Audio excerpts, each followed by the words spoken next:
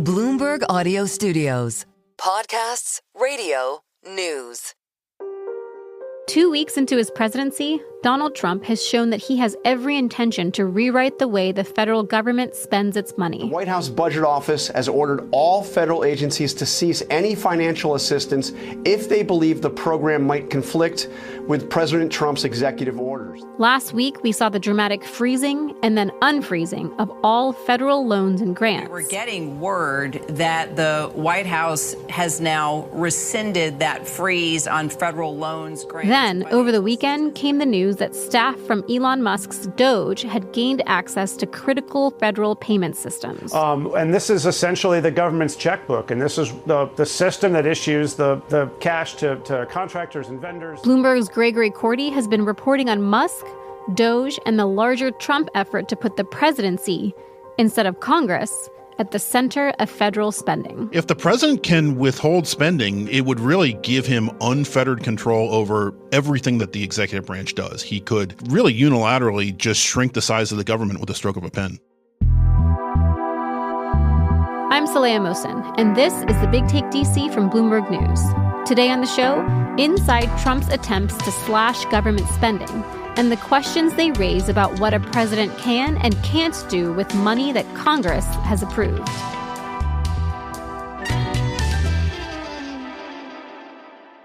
First, Gregory, just lay out the basics for us. How does Congress and the government usually spend its money? Well, as we all know from Schoolhouse Rock, the Congress passes a bill, the president signs a bill, and then the president executes the bill. And on spending, that's pretty much the way it goes. Congress has, we all know, the power of the purse. The president can't spend money unless Congress gives him the authorization to do so. That's the way it works in theory. But the question that's emerging now is, what happens if the president doesn't want to spend all of that money? Does he have the power to hold it back, or in the terminology in use, to impound it? That's the question that we're going to find out the answer to sooner or later if President Trump forces this issue to try to get greater control over federal spending. So we have separation of powers, but tell me about the idea of impoundment specifically and the history of it. Where did it come from? What is it? So this is a debate that goes back to the very early days of the Republic, and advocates for a broader presidential power to impound money go all the way back to George Washington and especially Thomas Jefferson. The precedent was that Congress authorized the president to spend money for gunships on the Mississippi River. At the time, there were tensions between Spain and France for control of the Western territories.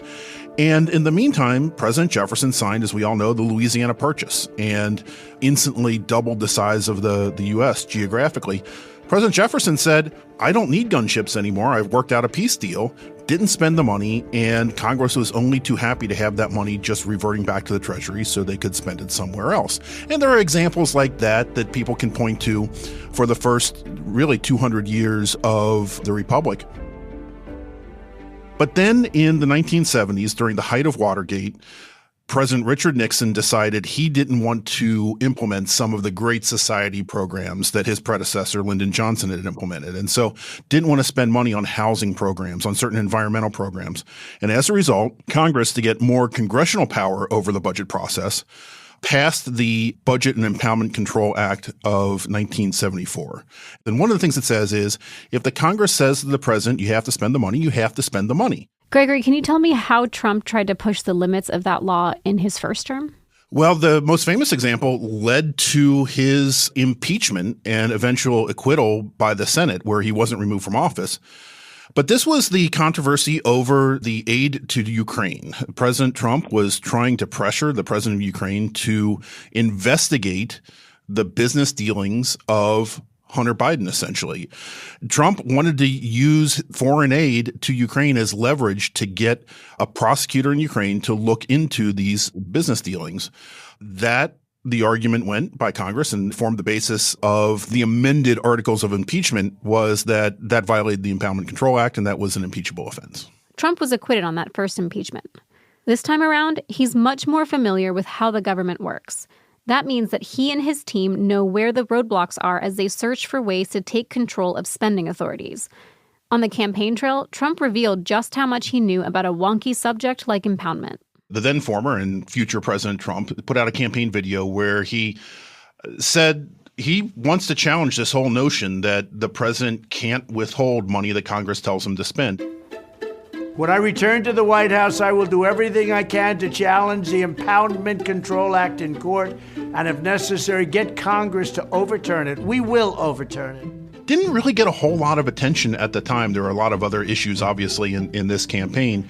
Thomas Jefferson famously used this power, as did many other presidents, until it was wrongfully curtailed by the Impoundment Control Act of 1974. Not a very good act. And then when he got elected, people went back to this campaign statement and said, hey, wait a minute, this is actually a pretty broad power that he is potentially claiming here. With impoundment, we can simply choke off the money. This policy is anti-inflation, anti-swamp, anti-globalist, and it's pro-growth, pro-taxpayer, pro-American, and pro-freedom. And if he's right on this question, that the Impoundment Control Act is unconstitutional, and the president can withhold spending for a good reason, a bad reason, or no reason, that really would fundamentally change the entire concept of the separation of powers that we thought we knew for the first 250 years of the Republic.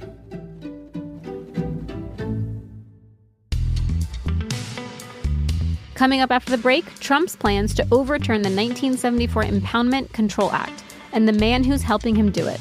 Spoiler alert, it's not Elon Musk.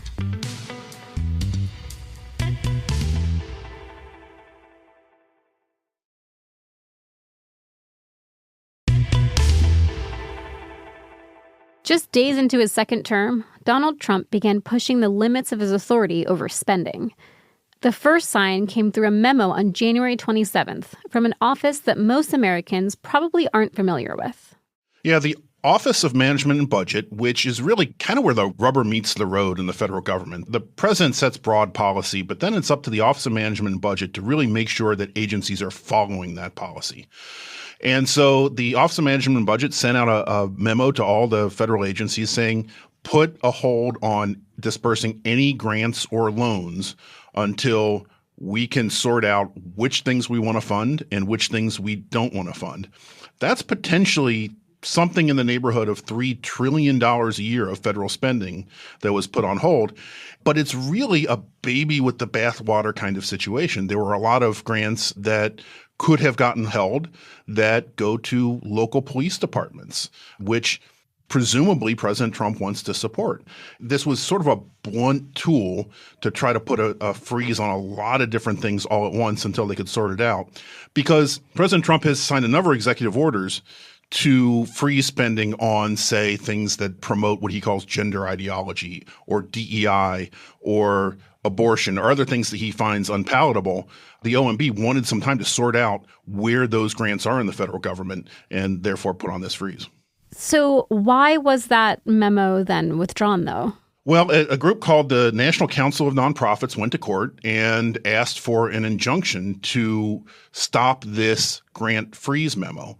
The judge didn't rule on the merits, but put a temporary hold on the grant freeze memo. And so the White House very quickly capitulated, actually, and didn't want to pick this fight this early in the administration. So is what Trump tried to do basically impoundment? Well, that's the question, right? So the argument from congressional Democrats is, yes, absolutely. If it acts like a duck and quacks like a duck, it's a duck. He's refusing to spend money that Congress has duly authorized.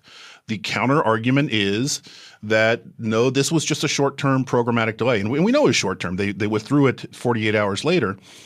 I suspect that this is not the legal battle that is going to decide once and for all the president's power to impound, but that there may be a new battle on the horizon. As we saw over the weekend, when DOJ staff gained access to the Treasury payment system, this spending fight has more than one front. But the Office of Management and Budget, or OMB, is one of the offices central to federal spending, which means Trump's pick to run it will have a pivotal role. The president's nominee for the director of OMB is a guy by the name of Russell Vought.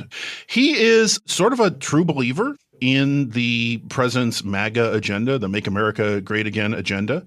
But he's also a little bit of a technocrat. He's sort of bespectacled, professorial manner, but he understands perhaps better than anyone else where those levers of power are between the presidencies and the agencies, how the Office of Management and Budget can use its authority on everything from spending power to regulations to the size of the federal government.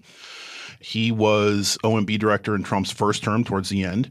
And he has been, for the past 4 years, at an organization, a think tank, that really has been thinking about how we're going to attack this in the second Trump administration. He was one of the key authors of this Project 2025 manifesto about how to create a new muscular presidency to accomplish all of the things that Trump wants to do. And so this impoundment power was key to all of that. Now, Vogt was on Capitol Hill for his confirmation hearings. It is a profound honor to be nominated a second time by President Trump to serve as the director of the Office of Management and Budget. And he was asked repeatedly by members of Congress, will the president try to assert presidential power to impound? Will you, if confirmed as director, faithfully follow the law, the Impoundment Control Act, yes or no? And Vogt's answer was the president campaigned on that, but then he was a little squishy about when and where and how and what his legal authorities were. Senator, we will faithfully uphold the law. The president ran on the notion that the Impoundment Control Act is unconstitutional. I agree with that. Has the impoundment law ever been said to be unconstitutional by a court of law? Not to my knowledge, Senator, it has not. So it is the law of the land. I don't care what the president. But it's been clear from the president himself that this is something that he believes he has the right to do. And he's promised to challenge the constitutionality of it one way or another. Another key figure in Trump's fight over spending is Elon Musk. And as Gregory says, Musk's new Doge office is right in the middle of this budget fight. One of the president's first executive orders was to create this Department of Government Efficiency. And that's where Elon Musk, the richest man in the world, the Tesla CEO that supported Trump in the campaign, that's where he's hanging his hat, is an office within the Eisenhower Executive Building, within OMB. And so Vogt and Elon Musk are going to be partners in this joint mission to figure out how to use presidential power to greatly curtail the size and the scope of the federal government. Gregory, how big of a change would it be in Washington if Trump wins the fight over how money is spent? I don't think it's an exaggeration to say that it would be the biggest change to our understanding of the separation of powers between Congress and the president, really perhaps in a century or even more. In a press conference at the White House on Monday, Trump was asked why it was important for Musk to have access to Treasury's payments system. We're trying to shrink government, and he can probably shrink it as well as anybody else, if not better. Where we think there's a conflict or there's a problem, we won't let him go near it. But he has some very good ideas, and we have a lot of very other talent. Also on Monday, the Senate voted to take up the confirmation of Russell Vogt, a procedural sign that Vogt is likely to be confirmed as the director of the Office of Management and Budget. That means Vogt could be working inside the White House, fully approved by the Senate, as soon as this week.